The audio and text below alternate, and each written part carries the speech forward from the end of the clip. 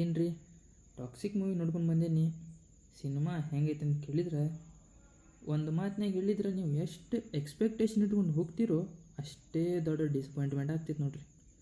ಮೊದಲಿಗೆ ಯಶ್ ಸರ್ ಬಗ್ಗೆ ಮಾತಾಡಿದ್ರೆ ಯಶ್ ಅಂದ್ರೆ ಸ್ಕ್ರೀನ್ ಮೇಲೆ ಬಂದಾಗ ಒಂದು ಸಪ್ರೇಟ್ ಹೊರ ಇರ್ತೈತಿ. ಅದು ಈ ಸಿನಿಮಾನ್ಯಾಗೂ ಐತಿ. ಯಶ್ ಸರ್ ಆ್ಯಕ್ಟಿಂಗ್ ಮಸ್ತ್ ಐತ್ರಿ, ಸ್ಕ್ರೀನ್ ಪ್ರೆಸೆನ್ಸು ಅದು ಮಸ್ತ್ ಐತಿ. ಪ್ರಾಬ್ಲಮ್ ಏನಂದ್ರೆ ಯಶ್ ಸರ್ ಪರ್ಫಾರ್ಮೆನ್ಸ್ಗೆ ಸಪೋರ್ಟ್ ಆಗೋ ಸ್ಕ್ರೀನ್ ಪ್ಲೇ ಅಷ್ಟೊಂದು ಸ್ಟ್ರಾಂಗ್ ಇಲ್ಲ. ಕೀರಾ ಅಡ್ವಾನಿ ಮತ್ತು ರುಕ್ಮಿಣಿ ವಸಂತ್ ಇವ್ರ ಆ್ಯಕ್ಟಿಂಗ್ ಕೂಡ ಮಸ್ತ್ ಐತಿ. ಇವರ ಕ್ಯಾರೆಕ್ಟರ್ಗೆ ಇಮೋಷ್ನಲ್ ಸೈಡ್ ಕೂಡ ಐತಿ. ಕೆಲವು ಸೀನ್ಸ್ನಾಗ ಚೆನ್ನಾಗಿ ಪರ್ಫಾರ್ಮ್ ಕೂಡ ಮಾಡ್ಯಾರ.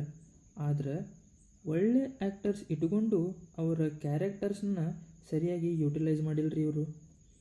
ಈಗ ನಾವು ಸ್ಕ್ರೀನ್ ಪ್ಲೇಗೆ ಬಂದಾಗ ಇಲ್ಲೇ ನನಗೆ ತುಂಬ ದೊಡ್ಡ ಪ್ರಾಬ್ಲಮ್ ಸೀನ್ಸ್ ಕನೆಕ್ಷನ್ನ ಇಲ್ಲ.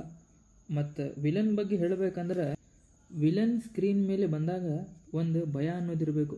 ಆದರೆ ಇಲ್ಲೇ ವಿಲನ್ನಲ್ಲಿ ಆ ವಿಲನ್ನಸ್ ಪರ್ಸ್ನಾಲಿಟಿನೇ ಇಲ್ಲ. ಒಟ್ಟಾರೆ ನಾನು ಹೇಳಬೇಕಂದ್ರೆ KGF ಲೆವೆಲ್ ಎಕ್ಸ್ಪೆಕ್ಟೇಷನ್ ಇಟ್ಕೊಂಡು ಹೋಗಬೇಡ. ನನ್ನ ಸೈಡಿಂದ ಟಾಕ್ಸಿಕ್ಗೆ 2.5 ಔಟ್ ಆಫ್ 5 ರೇಟಿಂಗ್ ಕೊಡ್ತೀನಿ. ಇದು ನನ್ನ ಪರ್ಸ್ನಲ್ ಒಪಿನಿಯನ್ನು. ನಿಮಗೆ ಮೂವಿ ಹೆಂಗೆ ಅನ್ನಿಸ್ತು ಕಮೆಂಟ್ಸ್ನಾಗ ಹೇಳ್ರಿ. ವಿಡಿಯೋ ಲೈಕ್ ಮಾಡಿರಿ, ಚಾನಲ್ ಸಬ್ಸ್ಕ್ರೈಬ್ ಮಾಡಿರಿ. ಮತ್ತೊಂದು ಮೂವಿ ರಿವ್ಯೂನಲ್ಲಿ ಸಿಗೋಣ. ಅಲ್ಲಿವರೆಗೆ ನಮಸ್ಕಾರ.